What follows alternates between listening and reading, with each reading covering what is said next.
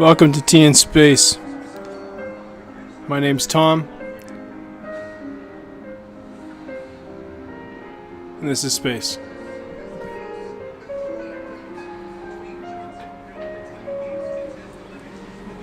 It's karaoke Saturday. Facebook shut me down. Fuckers. Start from scratch, I guess. What are we gonna sing next? Something different. Something different. Dock of the Bay? Sounds good to me. Didn't sing it yet. Let's try it.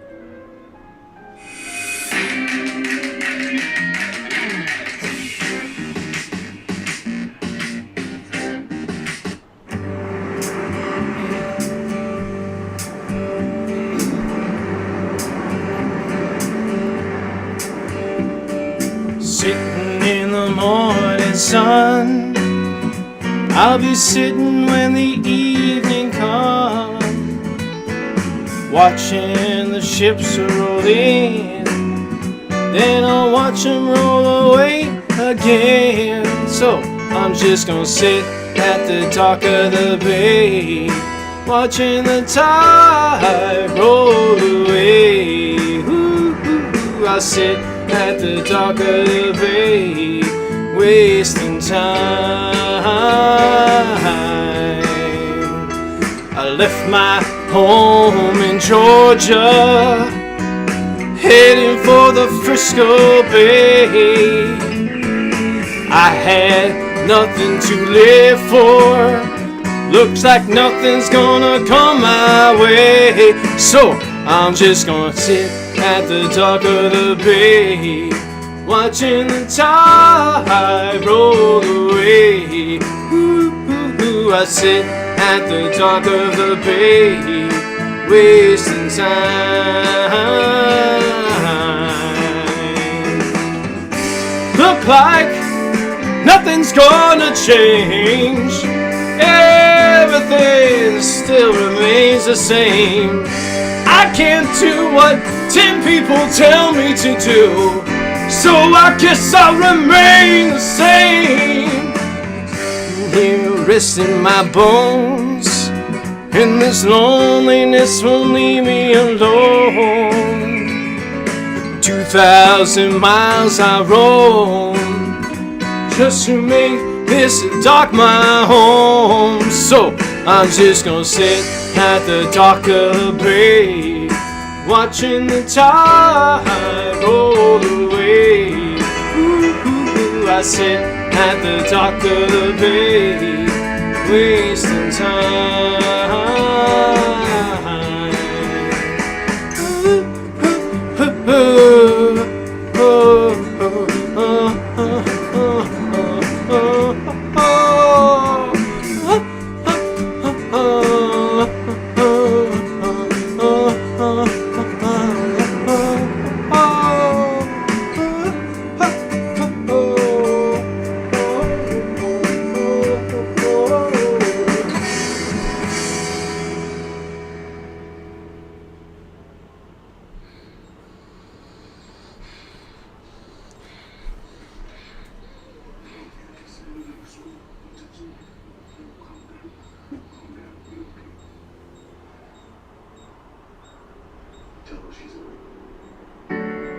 If you seek the vast, the wild, the ancient,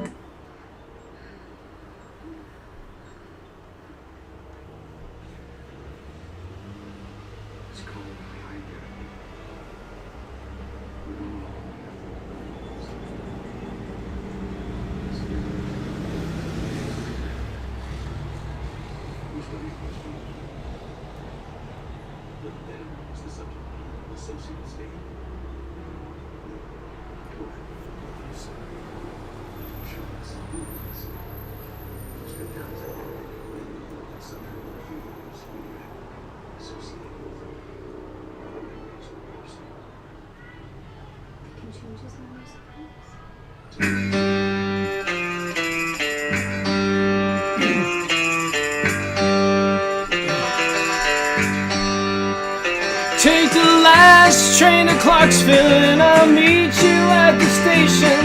You can be here by 4:30 cause I made your reservation. Don't be slow. Oh no no no. Oh no no no. Cause I'm leaving in the morning and I must see you again. Well, one more night together till the morning brings my train and I must go. Oh no no no. Oh no no no. And I don't know if I'm ever coming home. Take the last train to Clarksville. I'll be waiting at the station.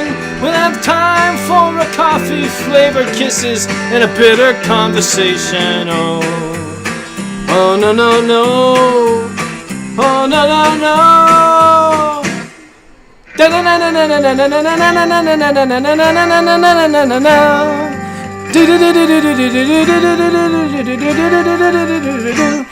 the last train to Clarksville. We must hang up the phone.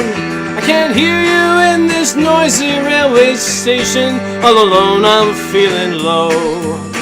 Oh no no no. Oh no no no. And I don't know if I'm ever coming home. I don't know. I can't promise anything. Oh. A little light, please. No? Maybe sometime when you got time.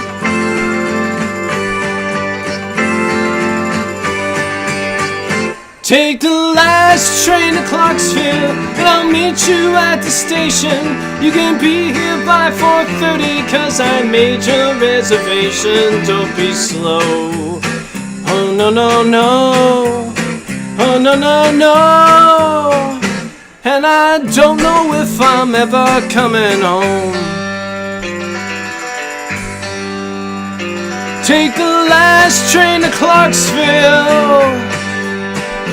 Take the last train to Clarksville. Take the last train to Clarksville. Take the last train to Clarksville. Take the... Hey. Karaoke Saturday. Welcome. Miigwech. Miigwech, miigwech, miigwech.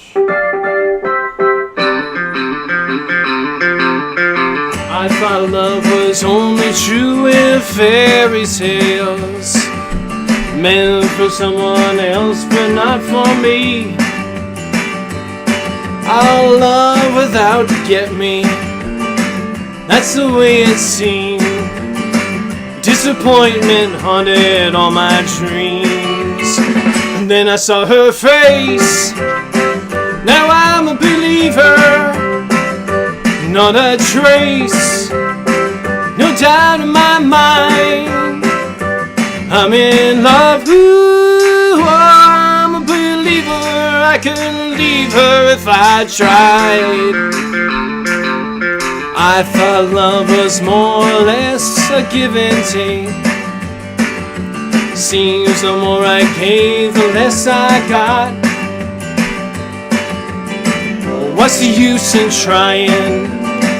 All you get is pain. When I needed sunshine, I got rain. And then I saw her face. Now I'm a believer, not a trace, no doubt in my mind. I'm in love, ooh, oh, I'm a believer. I couldn't leave her if I tried.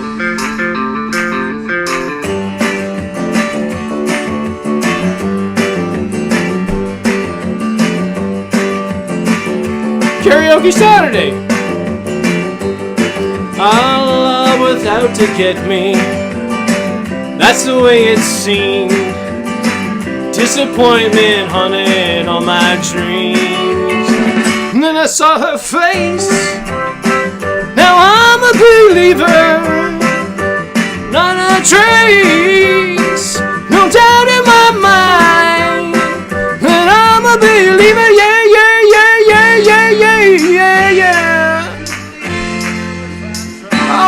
you as I look right by your face. Now I'm a believer, not a trace, no doubt in my mind. Said I'm a believer, yeah, yeah, yeah, yeah, yeah, yeah, yeah, yeah. Said I'm a believer. Said I'm a believer. I'm a believer now. I believe.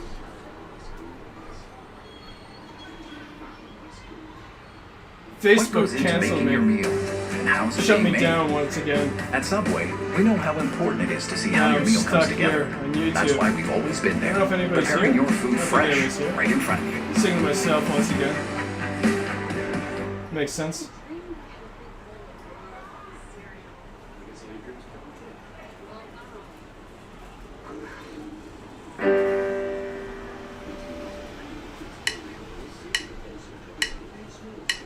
A long, long time ago, I can still remember how that music used to make me smile.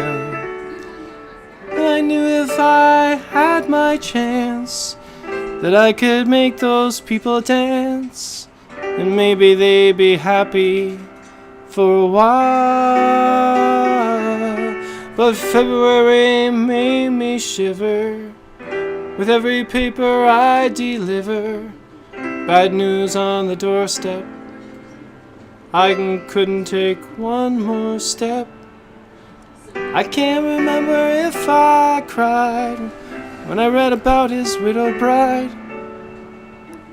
But something touched me deep inside the day the music died. So bye, bye, Miss American Pie. Drove my Chevy to the levee, but the levee was dry. Good old boys drinking whiskey and rye, singing, this'll be the day that I die. This'll be the day that I die. Did you write the book of love? Do you have faith in God above? If the Bible tells you so, how do you believe? How do you believe in rock and roll? Can music save your mortal soul? And can you teach me how to dance real slow? Well, I know that you're in love with him, 'cause I saw you dancing in the gym. You both kicked off your shoes. Man, I dig those rhythm and blues. I was a lonely teenage Bronco buck with a pink carnation in the pickup truck. But I knew I was out of luck the day the music died.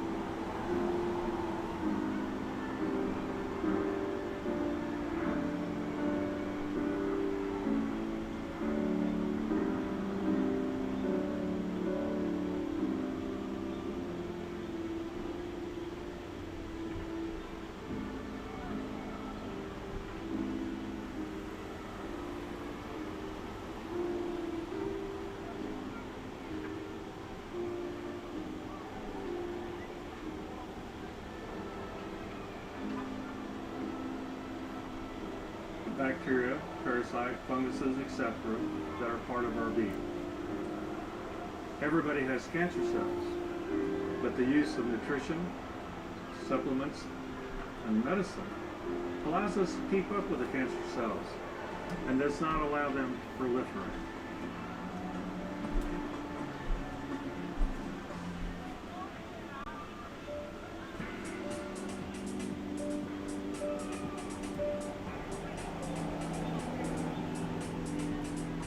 How do we know the symbiotes are influencing our behavior? Do you ever feel off, sick, or sad? These are influences on your behavior. This is where you need to be participatory with your own body. You can't separate yourself from your symbiotic nature, but you can explore your body and its function through strengthening your awareness of what is happening inside. You can do this through meditation, visualization, and seriously happy thoughts. This means practicing joy, for example. Joyfulness as a level of consciousness overrides a lot of illness. If you understand that there is only a certain percentage of you that is of humanness and the rest is symbiotic, then you can increase conscious interactions with your own body. You can become aware of certain thoughts, certain cravings, and certain needs that may not be your own, but actually may belong to another living consciousness creature, influencing you for its survival.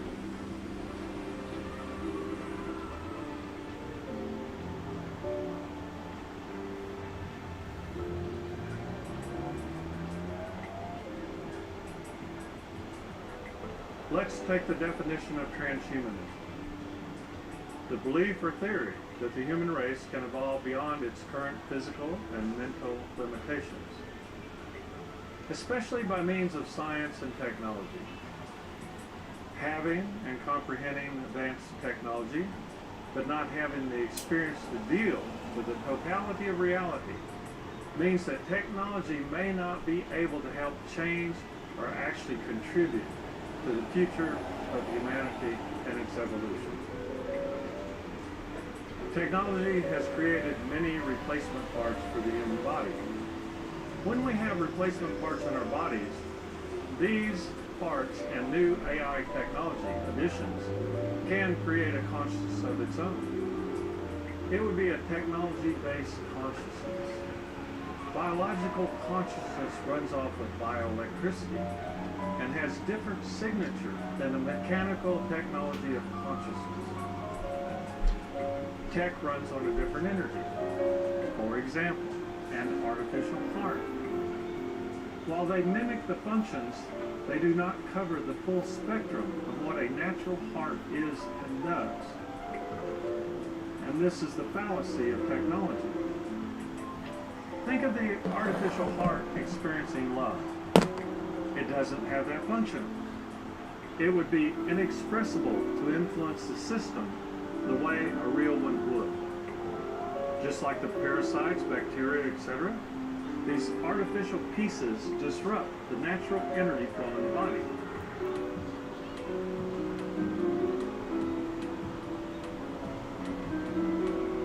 The technology seems to apply mostly to the physical form, because technology doesn't apply to the experiential nature of what it means to be human itself. Humanity with its collective consciousness and human beings with their individual consciousness are not technologically based. Even if we take all the science and produce a human form, we still have not produced human consciousness to inhabit it. Transhumanism, through technological means, wants to extend human life. I have not found in the last 40 years, working with thousands of people, that over time, human evolution increases in its present physical form. Each individual does not evolve in a physical form. We have it in front of us. Your physical body deteriorates. We have done nothing to expand and evolve the consciousness that would show up as an enlightenment, as a form of transcendence, as a form of ascension, something that would show evolutionary support for all of humanity.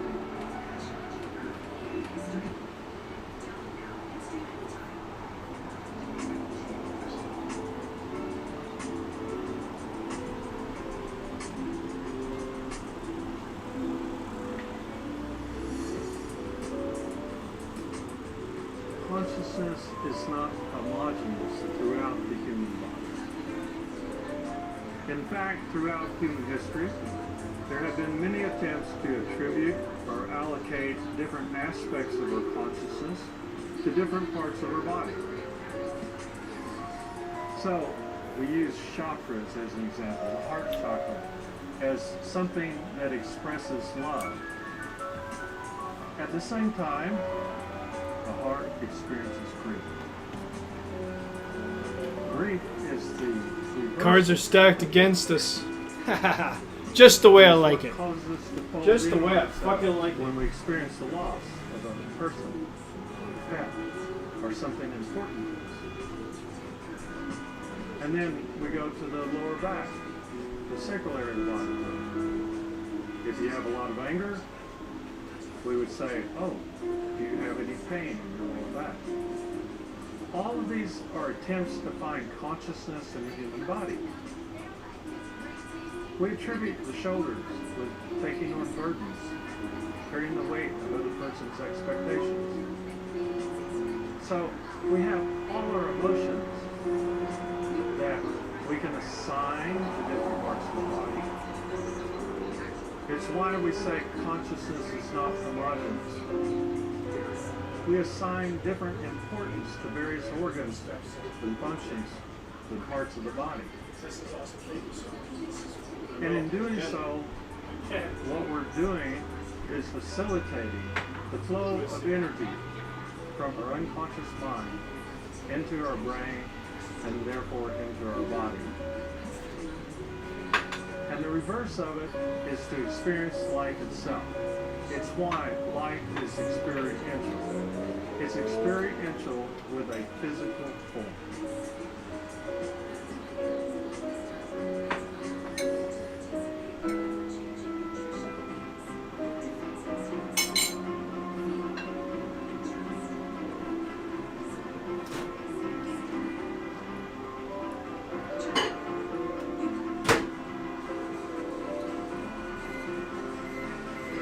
Bioelectricity in the human body. The life force itself is the biological expression of energy transformation in the human body. It's why we can't plug ourselves into a 120 volt outlet in the wall. That electron flow, that signature of that energy flow, is not life supporting. It's my understanding that the human life force itself is not only transcendent, but permeates the entire universe. Look at the extension of how many different forms of life exist just on this planet. The idea that life force permeates the entire universe gives credence to the idea that there has to be life on other planets.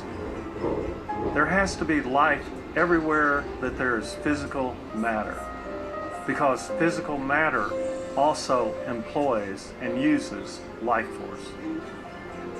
The planet has its life force. The rocks have their life force. This is discernible, but only for people who have taken the time to try to understand it, make contact with it, and in some ways become interactive with it. These are our elders and Native Americans. These are our shamans. These are people who have evolved their consciousness to the point that they can be interactive not just with another human, but to actually be interactive with all of life, whether it's plant or animal or mineral. They all have life force being expressed by virtue of their existence, just like you. Now that I've been able to show you what makes you human and unhuman, you have the tools to know what part of you is influencing your conscious field. Stay tuned for the next episode where we dive into what creation is and how you can become a creator.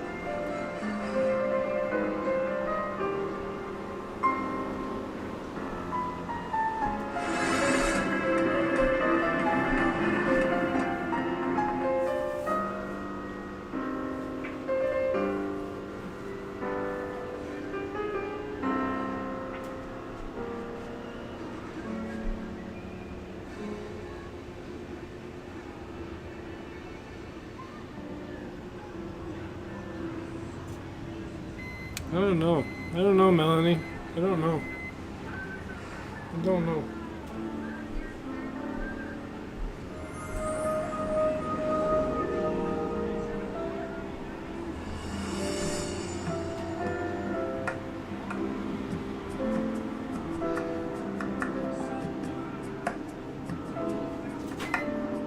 How do we define creation? The dictionary says that this is the action or process of bringing something into existence.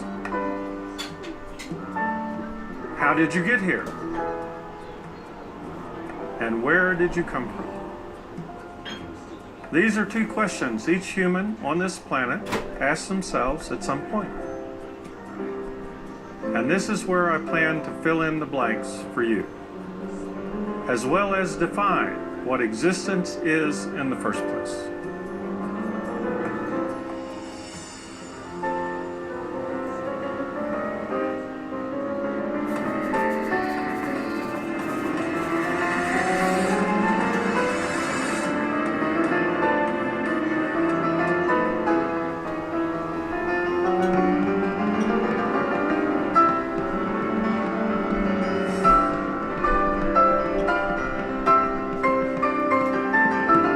Let's start with defining existence.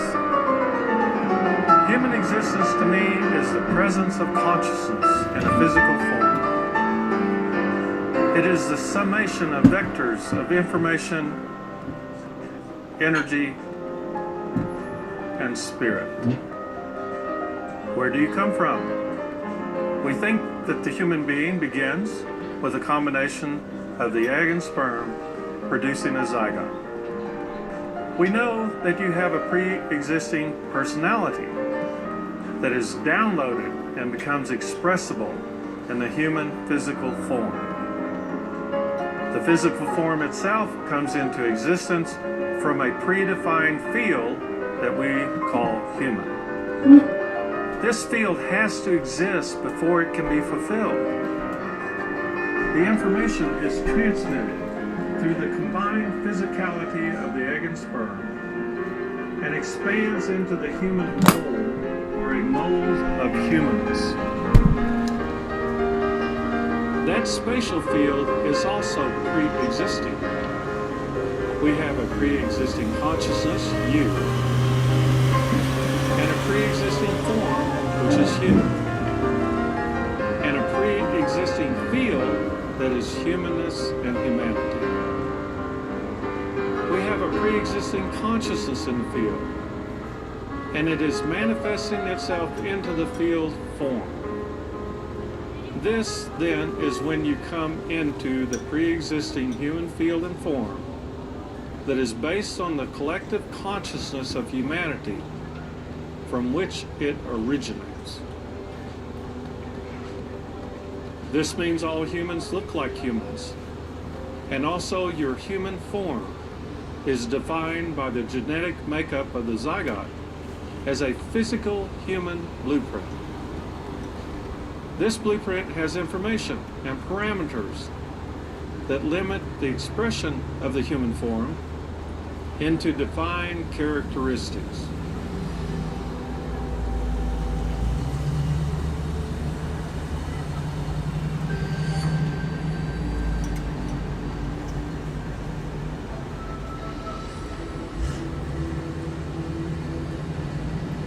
The pre-existing consciousness can only come into a pre-existing form. This form is human. So who or what created the pre-existing consciousness? Well, what is this morphic state or form called the human form, and who created that? We can tie these things together. Pre-creation consciousness, procreation physicality, they combine into a post-creation completion.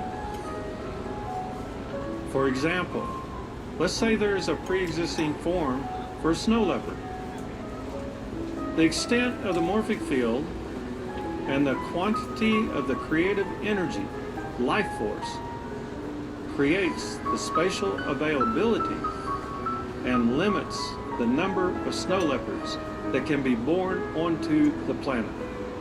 This is true for all species and forms of life. If the energized population field shrinks, the snow leopard population would shrink. The point is, the morphic field identity shrinks. This explains the emergence of various life forms and their extinction. This also defines the human form. The morphic field defines how many humans can be on this planet and how many other life forms it can make room for.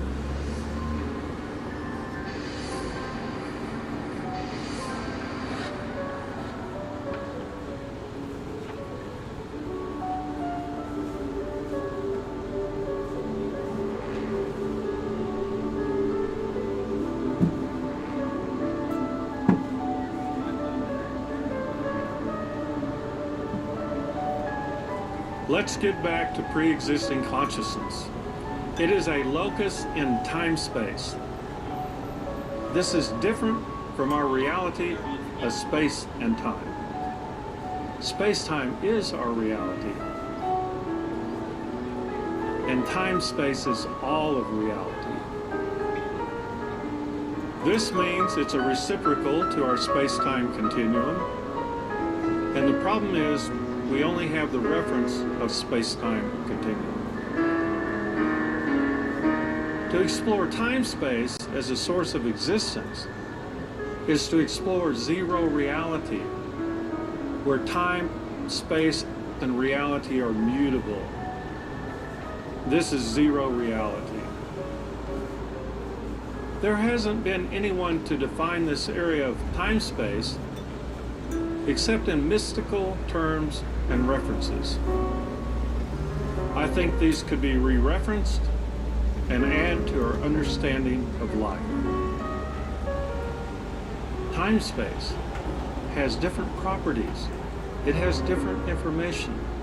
It can be studied. It can be gridded. Because we know throughout history that some people have acquired the same information at different times and places on this planet. Even Einstein and Tesla and others said that the information was available to them, that they were able to go there and get that particular information. And then we look around and find that others were able to go to the same place. The explanation being that this information, just like you, pre-exists in some energetic state. That energetic state is something that can be found, that is a location.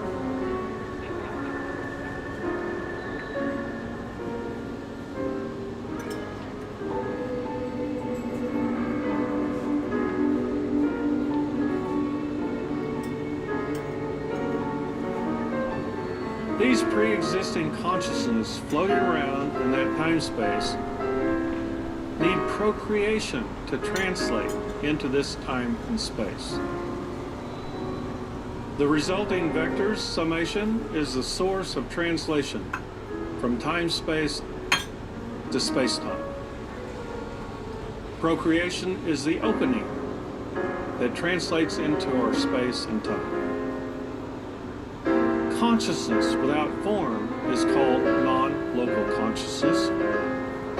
We don't deal with non-local consciousness in this reality. This is the reality of spirit attachments, entities, angels, demons, and multiple other forms of non-physical existence. The pre-existing consciousness agrees to come into human form. All of us had to agree to come into existence before conception and before procreation. Pre-existing consciousness is a point of information density identity, which exists in time-space. It's a construct. It tells you what to create. All human consciousness and existence implies that something else created the human form in the time-space.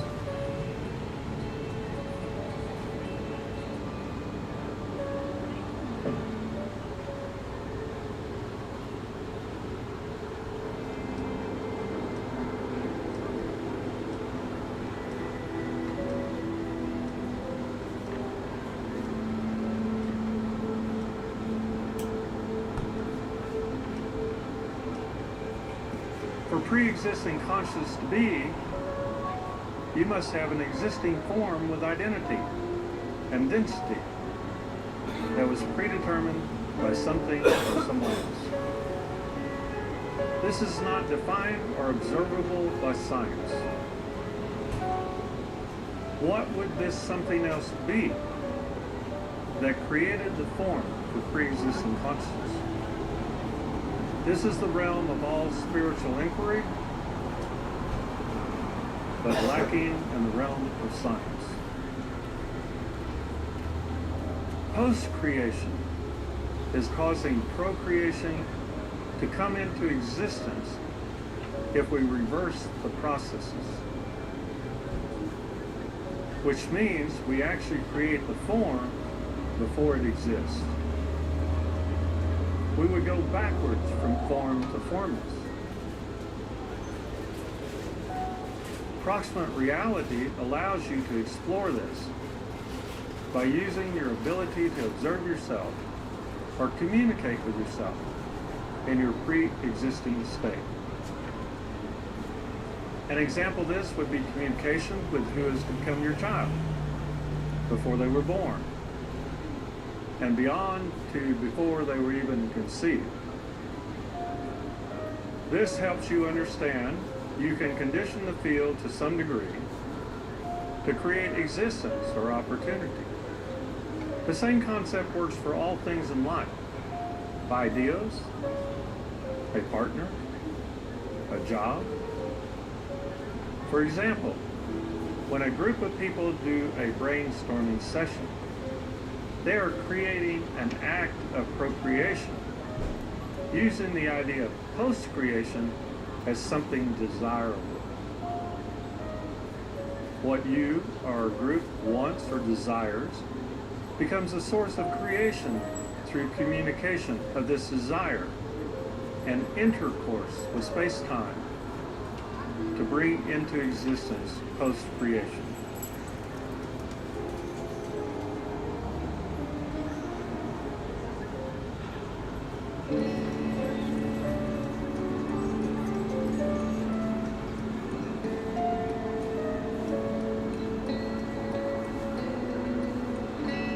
If all of life is a circle, this might be what it looks like. I am taking a post-creation idea and I'm going into procreation, which is intercourse with space-time. And then by extension of my thoughts and mind, to go into time-space and make it into a reality that can in turn reverse and come into our space-time reality. This means that when you are trying to create a future situation, you would choose what situation you want. Then you would condition your energetic field, and through communication and actions, when conditions in the field are appropriate, you would achieve that creation.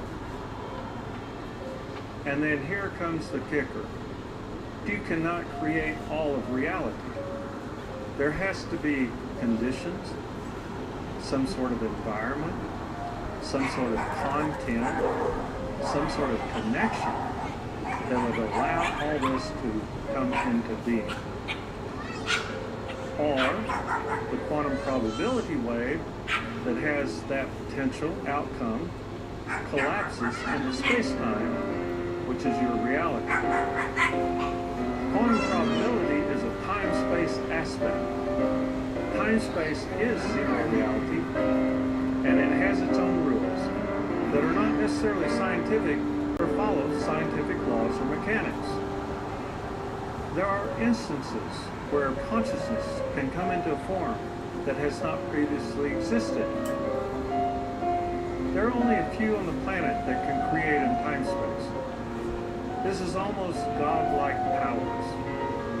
This is purely in a place where you can create something that never existed before. In the morphic field, you can tap into a pre-existing form from a pre-existing consciousness, or these skills can be acquired from the existing space. But to create something that never existed, you have to be able to tap into time-space. With extreme powers of awareness and interactive skill sets.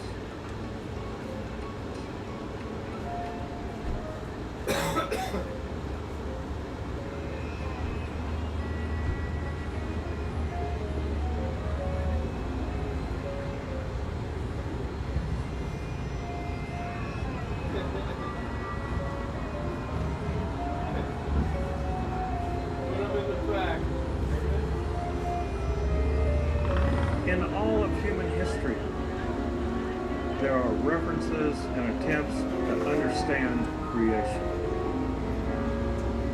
Most of the time, people become frustrated, or through lack of information, they create a myth.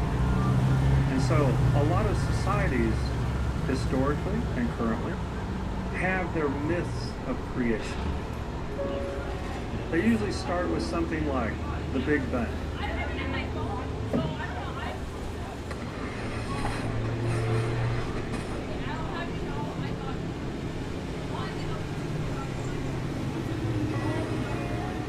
There was nothing, and out of nothing came something.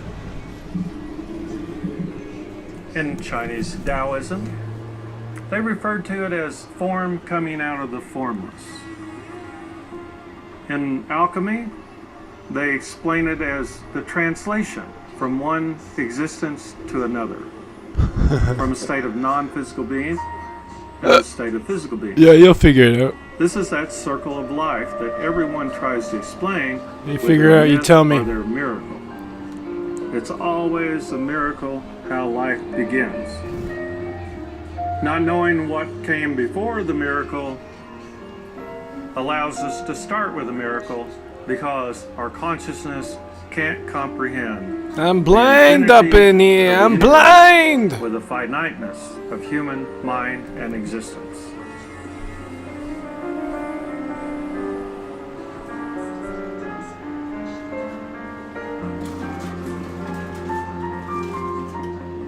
But there were beings referred to in history that had some of these capabilities that enabled them to encompass the infinite.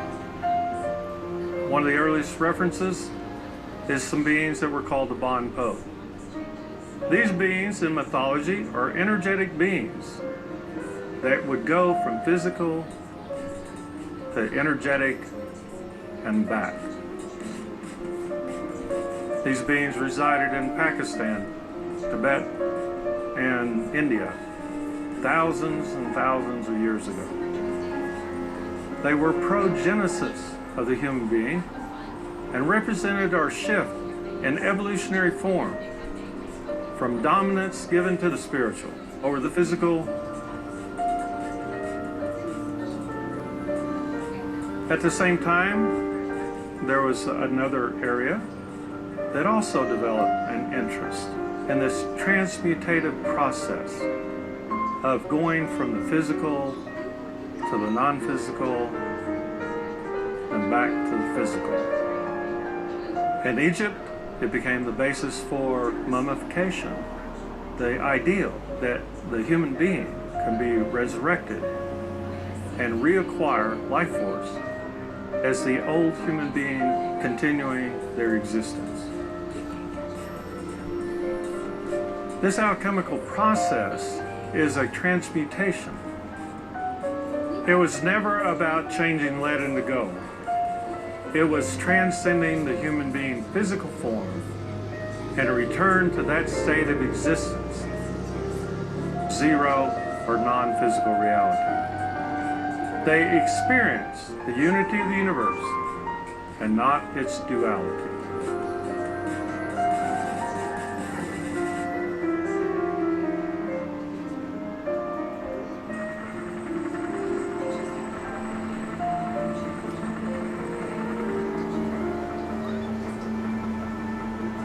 I think what's interesting is that throughout our history, there have been continual efforts to delete or eliminate information and any kind of training that it would allow you to advance your conscious interactions with the universe.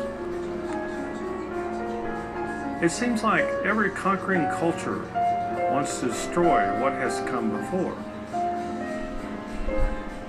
And in doing so, eliminated the advancement of anyone who would choose to pursue that knowledge. So alchemy,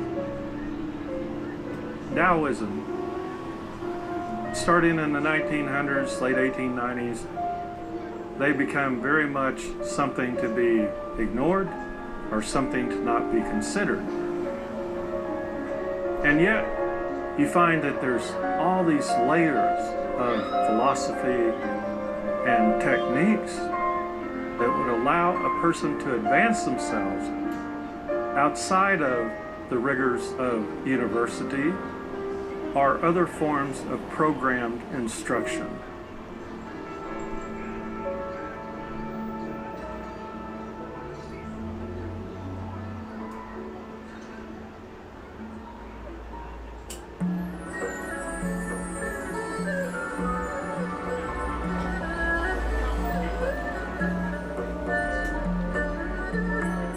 Sometimes in lectures I refer to the Bon Po. Why do I refer to it? I have a martial arts background. The Bon Po were a martial society. They were warriors. They were able to translate themselves from one place to another, to go from physical form to energetic form and back to physical. And there's so many of our Kung Fu movies that refer to this or allude to it or actually try to demonstrate it. But the idea being is it had a existence in reality. I think that these people represented the difference between somebody who is fixated in physical reality and those things that exist without physical reality.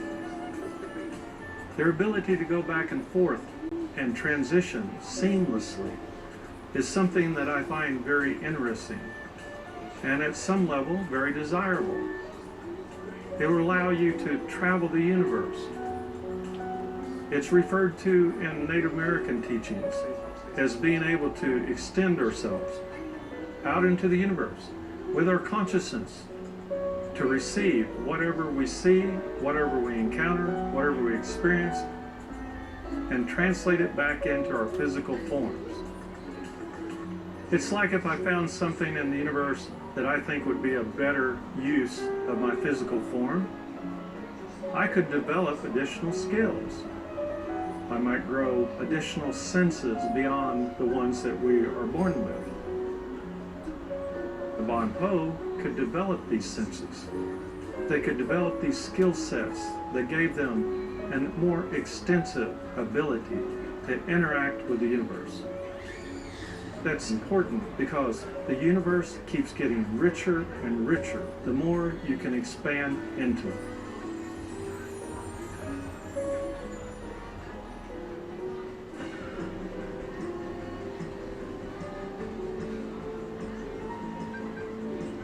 Now that I was able to lay out creation from all points of reality, I hope this helps you on your journey to understanding where you came from and why you're here. Stay tuned for the next episode where we go beyond the current paradigm and we talk about the meaning of transcendence.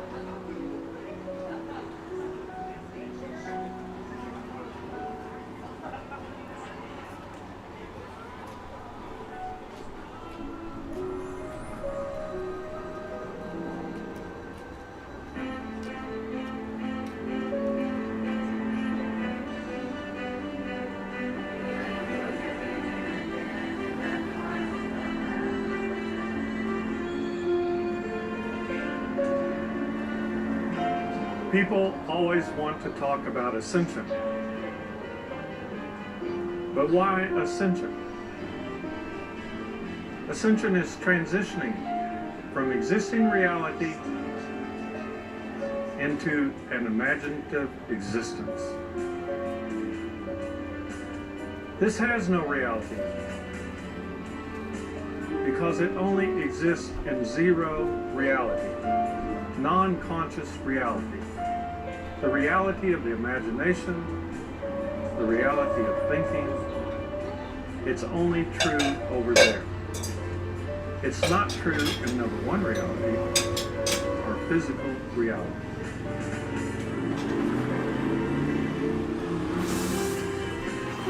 I like to transition that conversation to transcendence because that means that the human being is moving beyond the current paradigm in physical reality and engaging in all reality in one lifetime.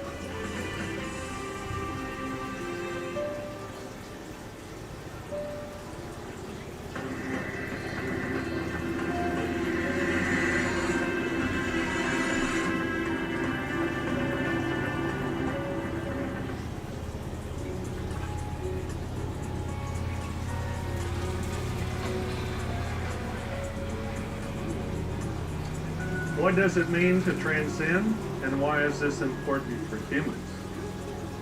Because it appears to be a natural progression in human consciousness, and it represents true evolution, not in form, but in consciousness itself, and the requirements of an experiential existence.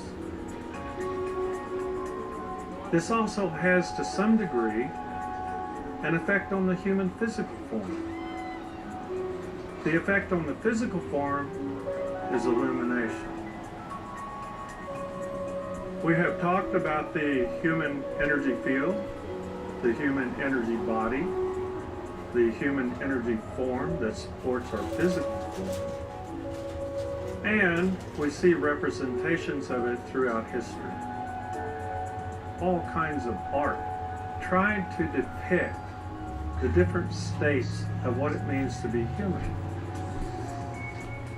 When you get to the elevated states, those that are illuminated, those that have transcended, those that have reached ascension, it is always accompanied by a halo. Sometimes around the entire body, but mostly around the head. And we say those people are illuminated from within. What's this mean? It means that the total amount of energy and consciousness flowing through that person has created an excess of photons. And that those photons have become so dense that they literally become visible. Now, in a baby, this is just the etheric field. We can see this little energy field that surrounds a baby. As we get older, we tend to lose it. But in some people, and particularly those that have some type of spiritual practices, we can see where that photonic generation actually comes into existence in excess of what is normal for a human being. We call these people enlightened. The term itself, light, refers to photons being generated.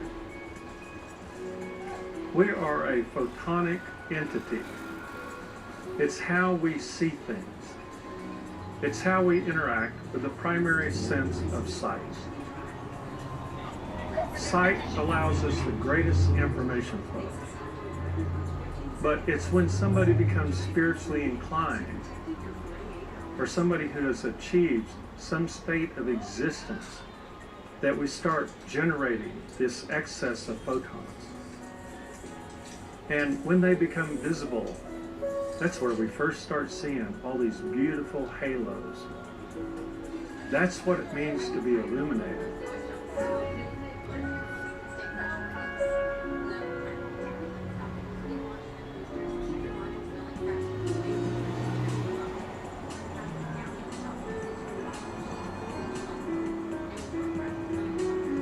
Transcendence itself is generally available to anyone on the planet through various practices of intention, acceptance, forgiveness, among other things. Human experiential existence allows for and ultimately ends in the love for life itself.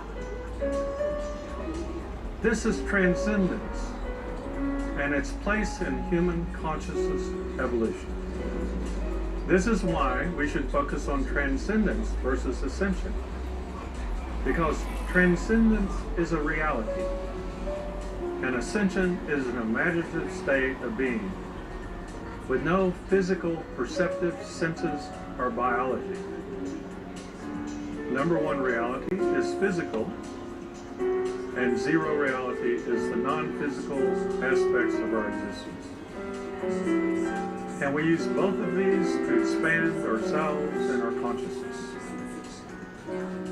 Transcendence is to go beyond duality into the unity of the universe, which means that you would unite number one and zero reality. We are teaching duality only so people can understand it, and then transcend it to one reality. When you are in unity with the universe, you can see all at the same time. You can see the energetic and the physical when you exist as a human on this planet. All the processes of human life come together as a functioning form of transcendence as its outcome. So how do we transcend? First of all, we need the courage to be ourselves. In this series, I've given you many tools to try and understand oneself, and also get in touch with oneself.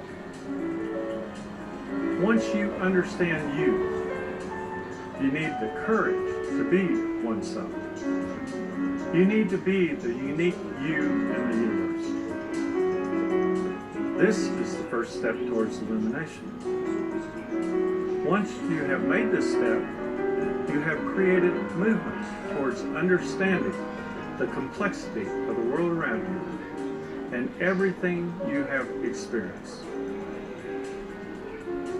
This understanding and state of consciousness leads to compassion, forgiveness, and gratitude for all life and all life experiences.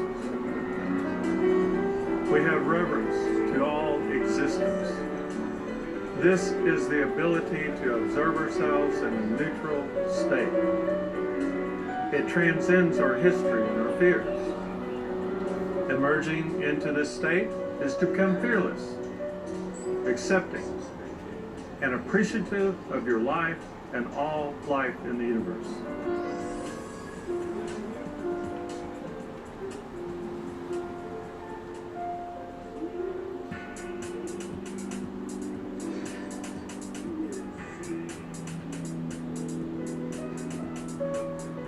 Let's revisit the tools we have learned in this series. Tool number 1, awareness. Be aware beyond ourselves, our local existence, beyond your physical number 1 reality. From awareness, we go into balance.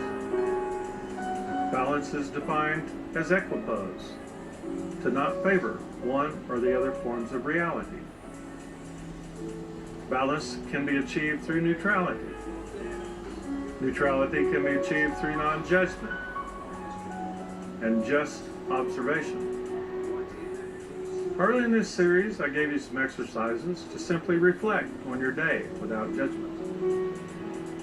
These exercises strengthen neutrality. When you are in neutrality, it is making a choice for balance.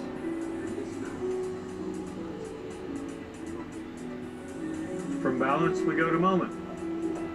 The moment is the uniqueness of our presence from moment to moment existence. This is done through contemplation and meditation. From moment, we go to movement. Movement comes from each preceding moment. It emerges from this time-space into our space-time. And when you have movement, now you have the ability to experience yourself and life differently. This could be considered the pathway to transcendence. Movement is either towards or away, either with or against. When you come out of the moment, you start energizing movement, and you now have momentum and energy to move forward in life. Now we come to the application of the will to change momentum. This is the exercising of free will. So you eventually experience life as movement towards transcendence and a letting go of duality to reach a state of unity and illumination. And now you're including the unity of the entire universe in your life and in your existence.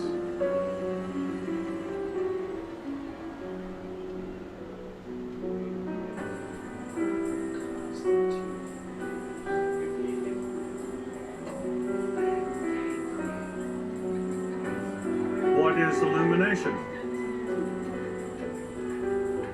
It is the fulfillment of the physical and energetic in human form. Illumination is harder for humans because all thinking is a lie.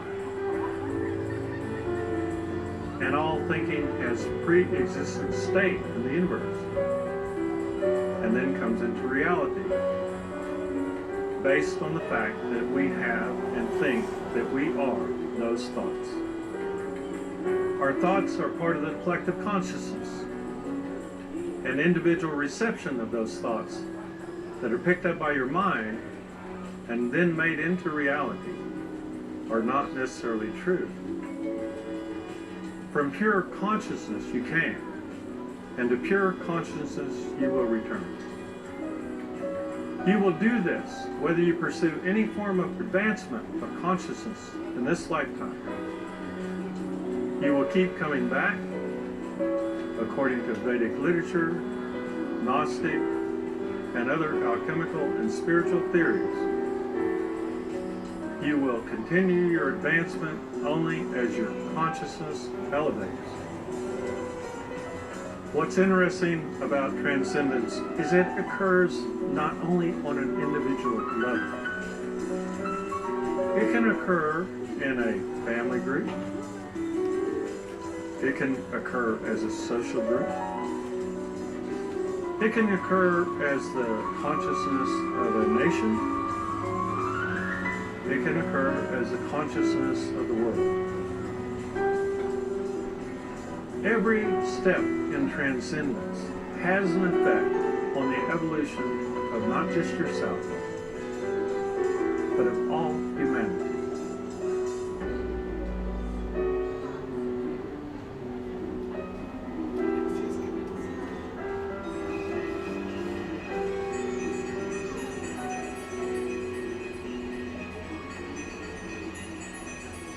The elevation of consciousness has an effect on everybody and on everything around you.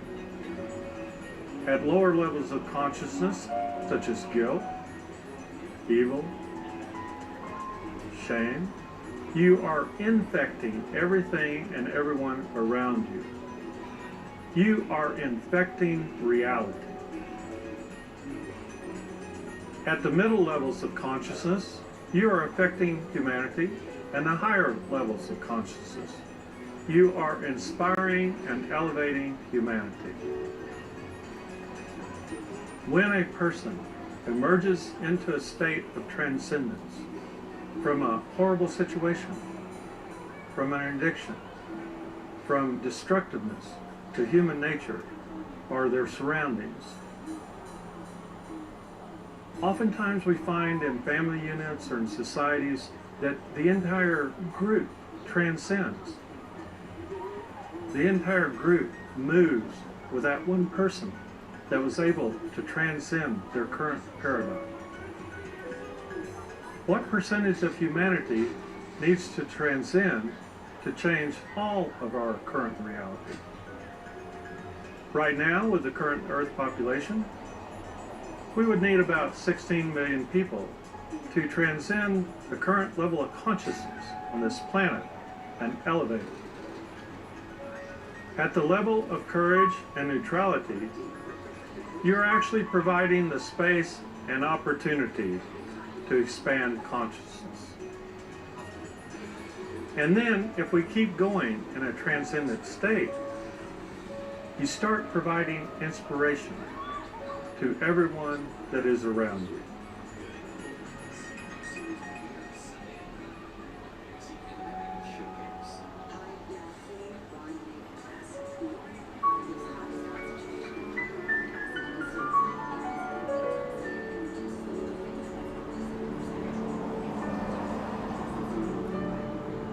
I like Vedic literature. They are some of the oldest surviving texts in the world. All of the early texts in history describe a journey.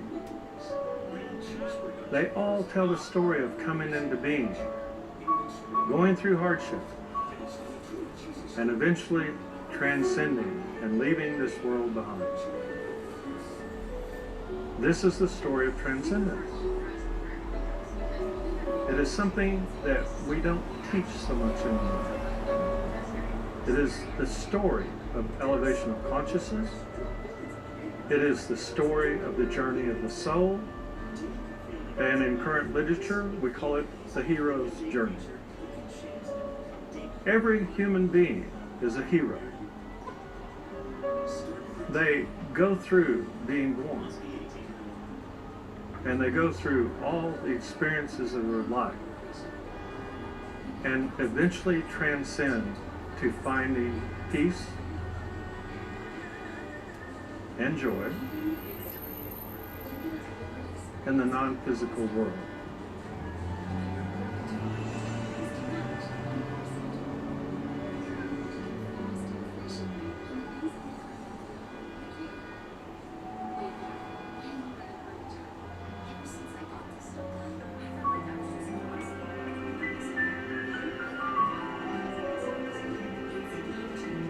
Transcending the world has been explained not just by the Vedas. The Gnostic texts were much more simplified and gave steps, they gave training, they gave teachings to go from here to there. The concept of love, the concept of balance, the concept of the golden rule exist in all these texts. The Gnostic texts were the first that started explaining it in a way that could be repeated, as opposed to allegorical references where you had to figure it out yourself. Alchemical texts were different. They put a secrecy over it. All alchemical studies were considered secret. They were not to be talked about. You weren't supposed to particularly share information. You were supposed to journey down that road on your own and ultimately come to some point in the universe where you had transcended not only all physical matter, but also all spiritual beings. You would literally go out of existence. You would no longer reincarnate. You won't have to come back to this planet. And yet, this planet, in its existence, is one of the sole places in the universe to have experiential existence as the basis for life itself.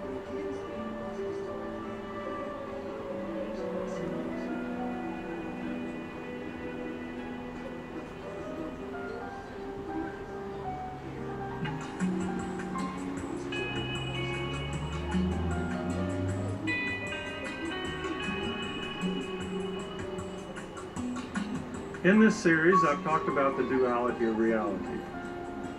Light and dark, positive and negative, good and bad. And the yin-yang symbol is a very interesting thing because it depicts reality. It gives us the light and the dark. In every light, there is darkness. In every darkness, there is light. The duality of reality is that there's no duality, number one. But as a human being, you can only engage one side or the other. So when you look at the good and the bad, you're looking at a duality. When you look at light and darkness, you're looking at duality. But they're both equal. One's not bad. But when you first start out in life, you start in a judgmental position that one is good and one is bad. We can go out of all of that judgment and encompass life itself. No person, no thing, no part of this universe is bad in and of itself. It requires you to make the judgment that something is good or bad. As you age, with no training, no dedication, no spiritual practices, you still come to a point of acceptance. You still emerge into a balanced state of non-judgment. Think of this process involving your thoughts, involving your religion, involving your politics, involving your social connections and your social consciousness. And in all of it, judgment comes in.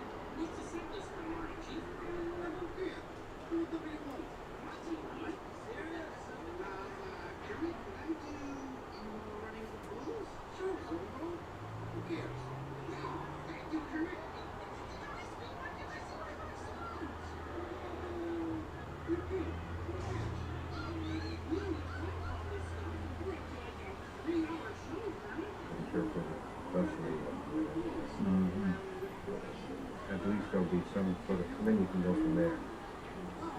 What do you think? I mean, I'm just suggesting.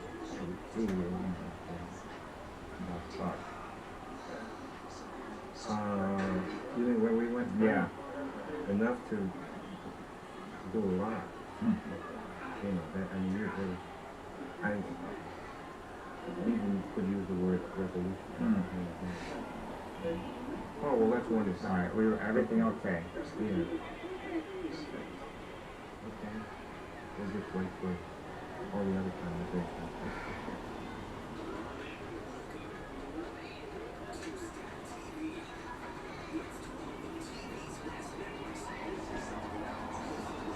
So I guess the best way to begin is to say that I know we're old friends, but old friends don't usually stick with one of them having no contact will have to have a conversation, but this is a special occasion. Thank you for coming down this way. And so I hope to forgive you in propriety if I read from some of these notes. So I have to get your question. The first question is, some people might find it unusual for theoretical physicists to have an interest in things like consciousness and the thinking process. But in fact, your work reflects a growing involvement with these associated subjects over a period of many years. When did this interest begin? How and why has it become such an important aspect of your present work? And what you now explore still be considered physics, theoretical or otherwise? Yes, well, I think implicitly my interest in consciousness began very early, but the earliest incident that I can recall happened about 11 or 12, I can't remember, but I was with some boys and we were in the mountains near Wilkes-Barre, watching a rather rapidly flowing stream. They were in Pennsylvania. That's right. And there were a lot of rocks we had to cross, and they were right at our part, very small. I couldn't just step across them. I felt very apprehensive of this new situation. But I suddenly realized you had to jump from one to the other without stopping. We were in a state of moving, pivoting on one rock and moving to the next. And so I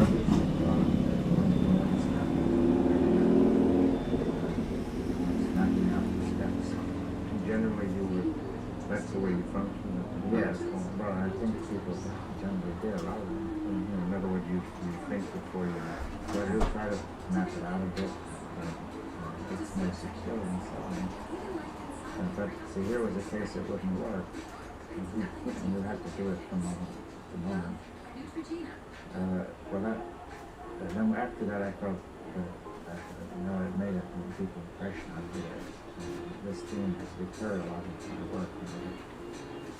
Your consciousness is going moment by moment of awareness, not mapped out. Do you recall that from the past before you even went into physics? Well, I can't remember. I don't really recall a lot of that. But I think this was combined with some tendency to want to go beyond limits. You see, when I was in this small town city of Wilkes-Barre, you see the nearest towns around it were called Asheville, Sugar Hut, and Warrior Run. And so that's all I knew. I mean, I didn't know them, but I knew about them. So, and we went for a ride beyond Warrior Run. It seemed like going to kind of war. And that was where I had this notion.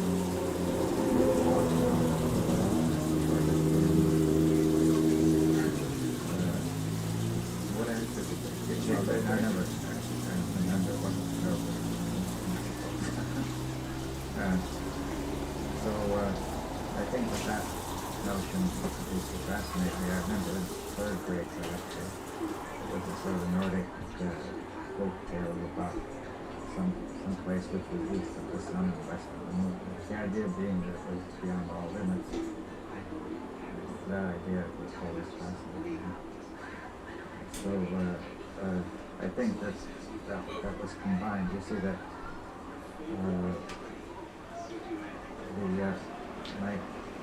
it didn't really want to stay within limits.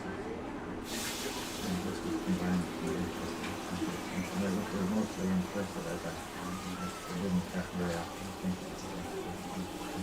Well, what period of time was that in Right. chronologically? About the 20s or the 30s? It was in the 20s. In the 20s. So the depression hadn't hit. No, I hadn't. Do you recall the depression year? Oh, yes. Well, yes, I recall them. You know, that there was a great deal of unemployment, suffering, and jobs and banks and things. You were in a coal mining area. In the coal mining area there. And, people were talking about things getting very bad, revolution. And then the Roosevelt came in, and he was all these new measures that gave people hope. I think they recognized that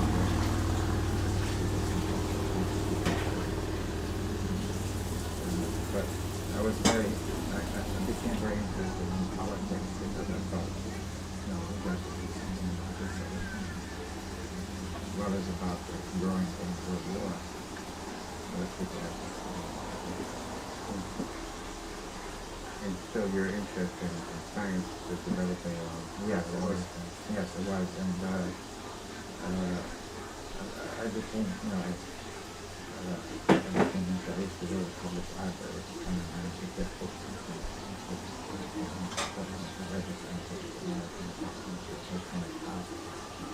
I read science fiction. The idea of atomic power fascinated me because the better solution. So anyway, your question was originally how I got into consciousness. Right. So I think that I remember in college once raising I saw the question, are we totally becoming probably free? And consciousness created this thing like a machine. But at that time I concluded it didn't matter as long as at least to feel free to do what we want to do. So, but later, I think, you see, when I came to study quantum mechanics, when I was at Berkeley in California, some friends that were very interested in Niels Bohr. Now, Niels Bohr had called attention to an analogy between clock and quantum mechanics, but in quantum mechanics, whenever you observe something, it changes into this dimensional way. You can't analyze it. Now, if you try to look at your thought process, it changes too. If you try to define your thought, it becomes unclear where it's going. If it's going somewhere, then it's building momentum and you don't define it. Which is very similar to the behavior of the electron in quantum physics. So I thought that it might be very similar between consciousness and physics there. Later on, when you wrote your book on quantum theory, you actually did introduce. Yes, I brought that idea up. And that was in 1952, 1951. Right. And then in the book that followed it, Causality and Chance in Modern Physics, were there elements of that of consciousness? Well, mostly implicit. There I had the idea of this infinity of the universe, not really quantitative, but qualitative, infinity of levels of chance and necessity, to say that we look for laws that are necessary, like Newton's laws, and we discover there are limits to them. These limits would be necessity is what cannot be otherwise, and the limits would be the contingency, what can be otherwise, that the thing is bound to become something else. And, for example, if you have a feather floating, if the feather floated in the vacuum, or in the vacuum,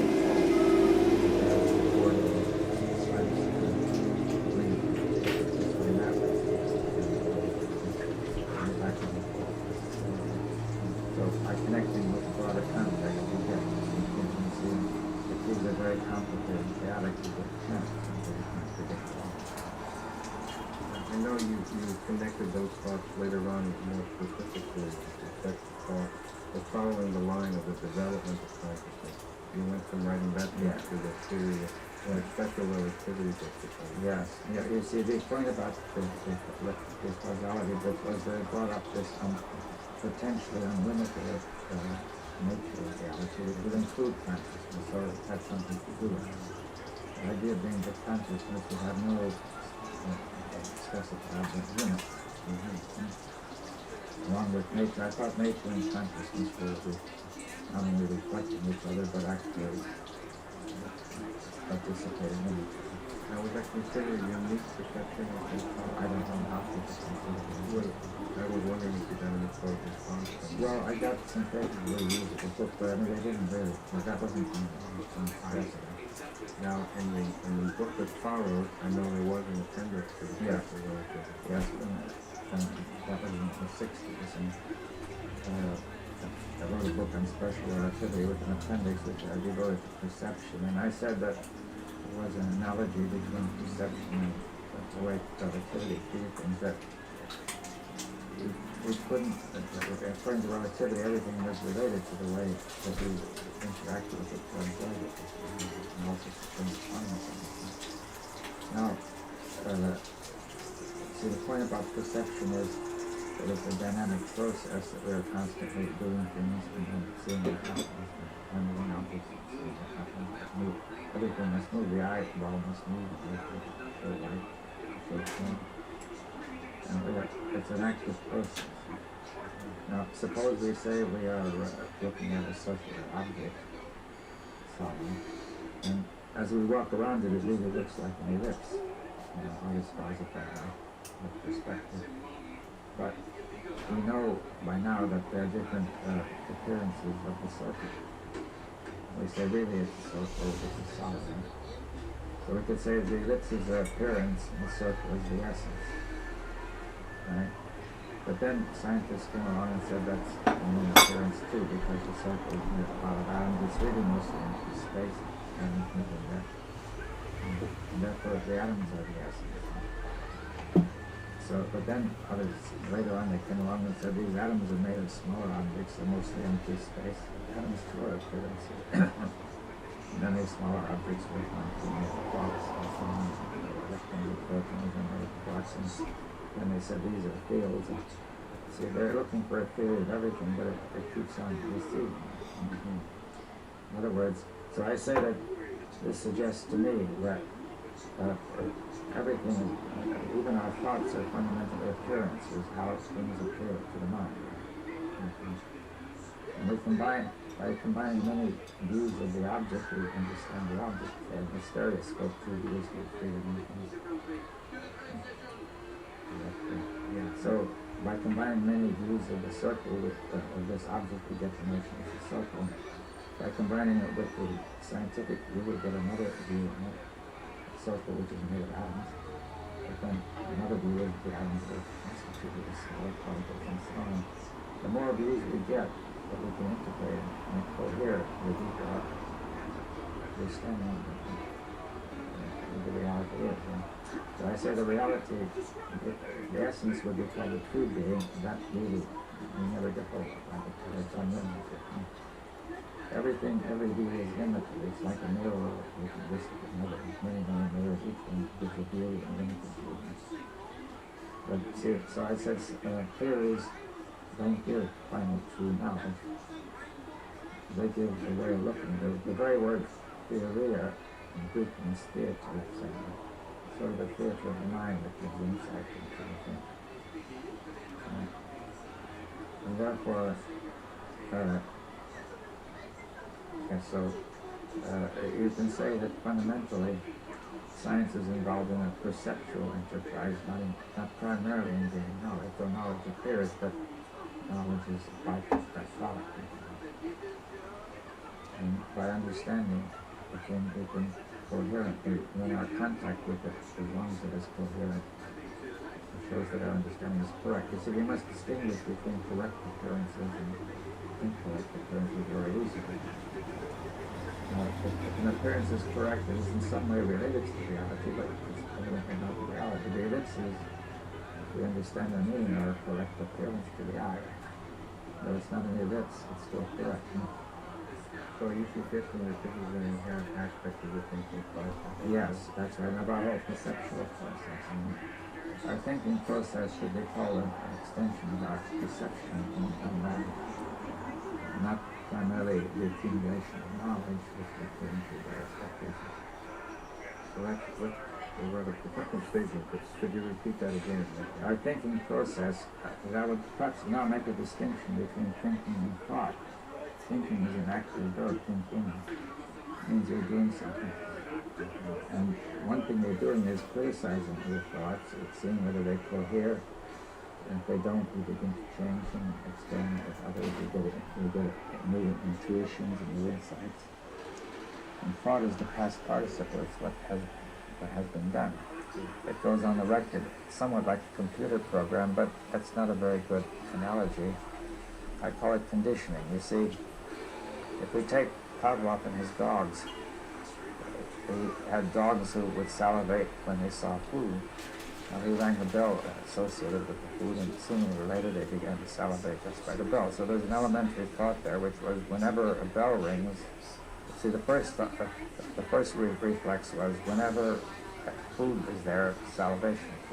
That may have been built in instinctively.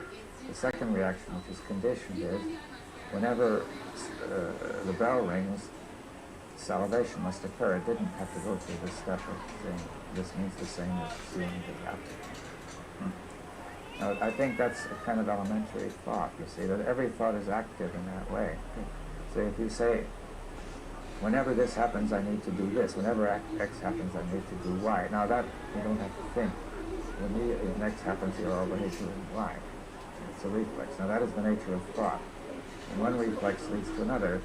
You say, whenever I think this, I must conclude that.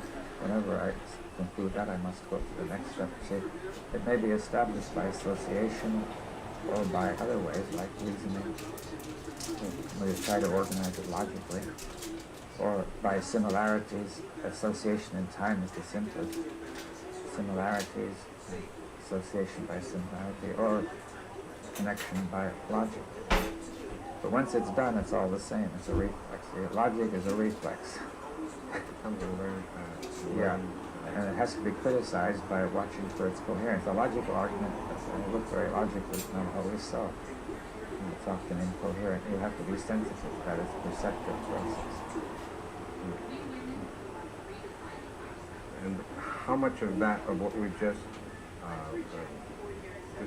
discussed, or what I have listened to, was touched upon going back to the special Yeah, well, it was relativity? rather implicit. Quite a bit of it was touched upon. You mentioned the Piaget word. The work of Piaget, in which we say that the child is always learning and seeing. He makes an action outward toward the object and handles it, and he gets a perception. Now, if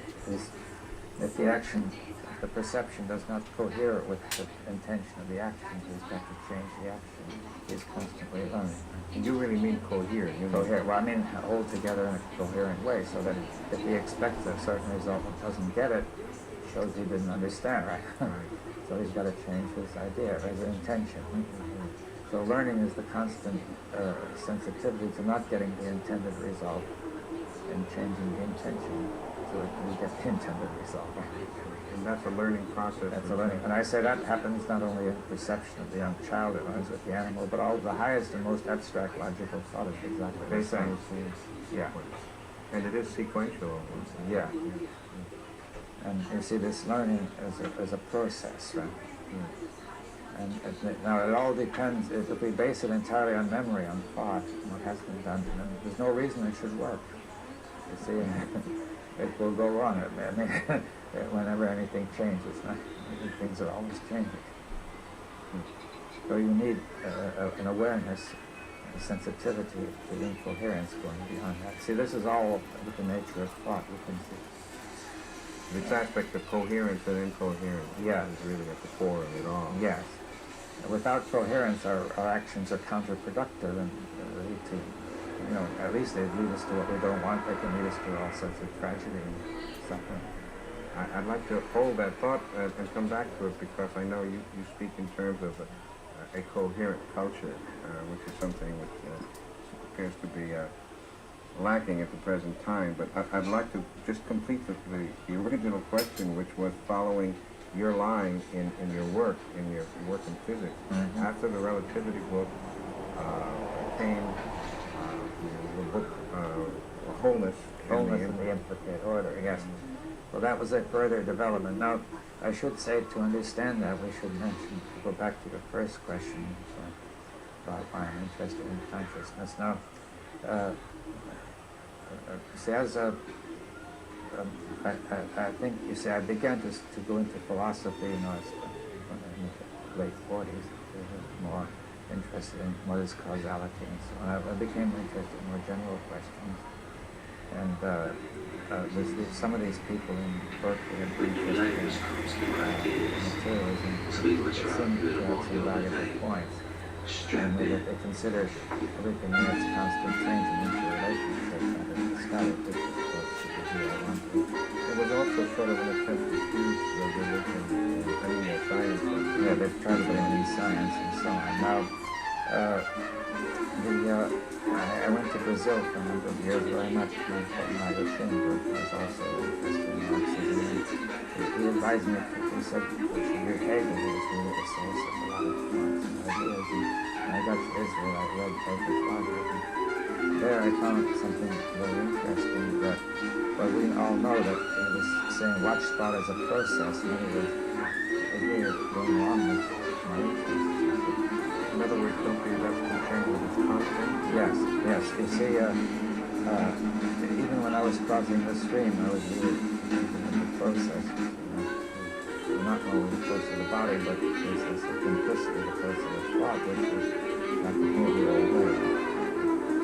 So it was because I thought in a certain way that I found the stream difficult. But I had to have a sudden shift of thinking when I crossed the stream by usually. So now, and that was thinking, that was very fast, you see, from one fraction of a second to the meeting of a perception, and then an action. But it was a perception at the level of thought, and saying, you have to move. There's cases you can't map it all out. There's a case where you have to do it Favorite baby girl, looking pretty as a rose. That's we'll one put for that you, in Laura. words later. So, where were we now? Then with Hegel. Yes, with Hegel. Well, he says thought is a process. You've got to, and one key thing he said, pay attention to thought. He said, as you would to anything else. Now, I think people don't do that. They say thought just goes where it will. It seems to be something beyond attention. It just happens. But so what can you pay attention to? You have to pay attention to the order of the process. To the order of the process. Now Hegel did that in the sense he paid attention to the order of development of concepts, or what he called, to posit the concept, the thesis, and then the negation. And then he said, these sort of nullify each other, and a new concept emerges, synthesis, over which it contains the old ones as sort of insubstantial forms. Was that a limited attempt at following? Yeah, he was limiting himself to a very small part of thought, but still it was something quite still to be. Yeah. So he took thought as a process, which I think is a very radically different way from most modern philosophers. And I don't know whether Marx did or not take thought as a process. He applied it to society, but implicitly he was doing it. But those who followed Marxism communism probably missed the point altogether. No,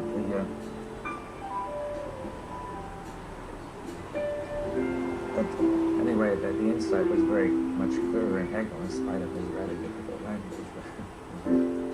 So well then, we'll come back to the early 60s. You see, in the late 50s and early 60s, I was getting a bit uneasy about science, where it was going. You see it? Where was it going? Well, I felt physics in particular was moving in the direction of simply wanting to calculate results. You have equations to calculate results, saying there was no way to understand anything at all. That came out of what Bohr was saying, that there was like you have an interference experiment. See, you have two slits, and the electrons comes in, it detected at a screen. Now, it's called an interference pattern that we get a statistical pattern that detects electrons. If one slit is open, we get a certain pattern. If two are open, we get another one. The point is that in certain points, and two slits are open, the pattern has zero intensity, it's cancelled. Get you cold, that was your last break. This is what's called fringing. And if these were waves, you could understand it by saying the waves from one slit cancel the other at those places, but you always see electrons coming in as particles and they go out as particles, so they'll be waves, so you think they have to turn into a wave in between. So what Bohr said was no, that was beyond any possible ability of description or conception. It just happened, and you could only calculate statistically what the results would be according to the current algorithm. And that adhered as if it was a medium. Yes, now that most people didn't really understand Bohr's subtlety, but that view was developing anyway. And so physics is primarily concerned with getting equations and calculating explaining the results. Didn't that sort of fit in with the psychological period of the time where results were important? Yeah. Post-war? Well, it was probably the whole culture building up to it. The idea of understanding this thing where they didn't see the point, so they figured out what more do you want. So there was no attempt to understand what was going on. Just They thought this was all you could do, and what more could anybody want anyway? and getting results. Yeah, so, well, I was unhappy with that, and I tried to talk another way in physics, getting others developing kind of general cosmology that I understand, but most physicists didn't see the point. You see that I gave some talks and they said, well, I knew what you're doing. You see, this is kind of mathematics. They couldn't see why I was doing it. Not that they were badly disposed toward me or anything, but they just had it. So I began to feel rather many times when I felt that the question to want this. By that time, of course, you had worked with Einstein. Have you been supportive of... Well, I didn't work with him. I had many discussions with him. We had correspondence. Well, he supported the idea that we should look for some sort of reality that we're talking about, and not just have this So it was just you and him? So, in fact, there really was a dichotomy, though. Most people just ignored that aspect of it. yeah, they thought that there were apparently proofs by physicists called von Neumann that this would be impossible. And you see, in 1951, I developed another interpretation where it was possible to look at that world, where I said the electron was both a wave and a particle. So one went through the slits, the wave went through both slits, the electron went through one, but the wave would influence the particle afterwards, so it would determine where it came back. Well, that's a typical example, but it would work out, but people didn't want to consider it because they said unless it gave new results, they wouldn't think of it, you see. So I didn't think of the argument then, but the idea I proposed had in fact been proposed by de Broglie in 1927, and didn't know about it then, later. And he proposed it was discussed at the Salisbury Congress in 1927, where all the leading physicists were Einstein and Bohr. I don't know what happened. You had a good They all time. jumped on it. See, Einstein didn't like it because he thought it was too simple and Different mix of people than the he usual. didn't think it would fit right for the room. She called it The a others just big simply toss of didn't like large. it. Could Because use they had some different rest, so we ideas just of their let own. you be.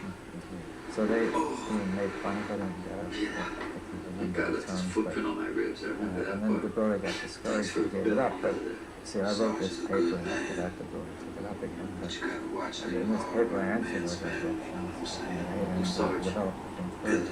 Why you call him Sarge? Now, No, we got his arm and all the whole, fucked up. it fell on the rest of the Color paper. green, Like a flat carrying on ammo. legs. One day he picked up a gun trying to stop appears a that it Jap has been suicide attack. Got hit. Revitalized. Came back from that war bitter as hell. Well, I've been continuing shame, recently too, to he could develop play. it, now writing a book on it. My colleague, Trombone. Basil Hiley, and Used to jam with us down we're in getting more Memphis back in interest the from 40s. some of the philosophers of science. We would get met his wife? Sarge ain't never married. What about Laura's life? I think maybe Nothing about that.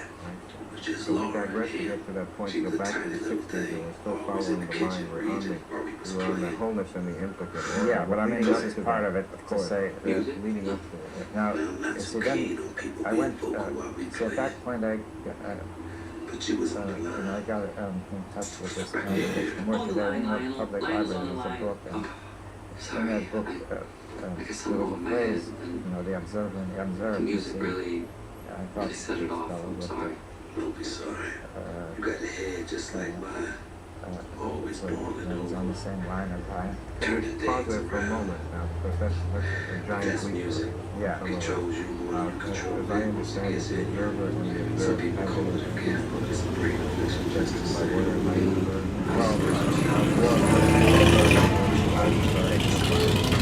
Well, both about the same time anyway. And that was my interest, is the oneness of the observed, which was due, according to them, to the indivisible quantum link between observer and observed, really. And this was partly Thanks for helping me responsible for out. the analogy You ever between need thought anything, and quantum process, give me a call. which I mentioned before. Right, Got it? right. So you were in the library one afternoon. Well, actually, my wife was in there, and they found the book and saw the phrase, and she always objects to my bringing it up. So, took me to the Hamilton area the other night. the, I heard you speak. but anyway, I read the book very avidly. I got a and, very I illuminating said, tour from your "Okay, aide. I must Laura Rose, she talk to showed me this everything guy." that's going on in We Fort hadn't Greene. been- I'm so I very wrote to the interested in the publisher, story. Really? I and was also the Robert Times was Wilson, more interested in being the and, press office for the what VA. year was I'm it? not saying I can make it 1961. A1 tomorrow, but if I don't get some help on the legwork, how can I try, right? Well, someone's gonna win a Pulitzer off yeah. that story. Maybe So, it'll be you. I met him in London. She's already gone He ahead had to a the very- no, protest. he didn't know any physics, You wanna but come with still me? So it was a warm, Yeah. attracted to each other from the Yeah, very beginning. yeah, we sort of had a discussion. And they asked, why was I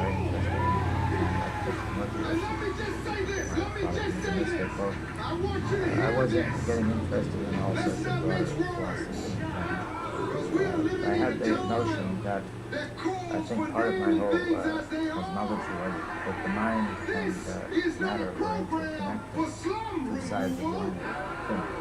Therefore, that we not only had connection to the world through the senses, but in some deeper connection. And I thought maybe someday I could work with all of the sections I could read about, but And those perceptions manifested in everyday life. You were just trying to explain that. well, but he sort of perceived, it seemed to me he sort of perceived directly some sort of wholeness, this wholeness of the universe and the observer and so on. So I didn't know quite what it meant, but I sort of looked at it. See, if you remember that I always felt that I'd like to get beyond all limits. I mean, I didn't want to stay within the limits. Physics is such a fucking I've never I seen was such already horseshit getting to in the my point where I life. said I couldn't stay there any longer. And We may have an issue In with fact, you had even thought about leaving physics. He's yeah, a so even in circumstance. the early He's not here for 50s, this you know, mission late class. 40s, He's not rather, that when great, but he still might just not after go the along war, with that the attitude His constituency is up in arms. We made him the borough president. We put him on the board of so, estimate. We're his but I constituency. didn't Don't tell me actually he's not leave gonna go physics. along. But anyway, Hey, I did you handle this follow the day this before the thing up vote. at Christian North, and we Look met at me. every year when we came to London, and He's later a I went to louse. Switzerland where he gave talks, and later he established a school near London, and I was supposed to we had many of these Let's go have lunch. I think partly through these discussions, although not entirely, I think of this idea of being So sorry. You don't know me nothing. I'm used to it. I may have had the idea before that, Could we You gotta go. pause there for a Sorry. moment again? Yeah, The term implicate, I'll be at the club tonight. Come find me. and the word imply. and unfold. Yes, the word implicate is the same means imply. It means unfold. unfold in Latin and explicate. Yeah, so if you say one thought implies another, it means it's just In other words, if I'm speaking of something, it may imply something else. yeah, but that's already unfolded in your mind. Right. And it comes out and explicit. Now, the idea was that you can think, say, of a piece of paper which you fold up many times and you make little cuts in it and you unfold the whole pattern. Many other ideas and examples that Right, but essentially you're saying that would be the unfolded part, would be when it's all together. but then there's a reverse process of unfolding.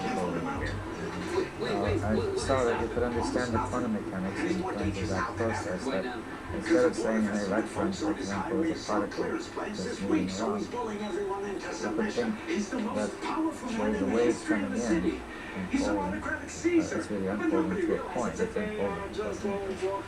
And it goes back. Then another wave comes in. You get a series of points that are very close together, so but because of that wave nature from which it comes, you can understand the wave particle. And you get the wave.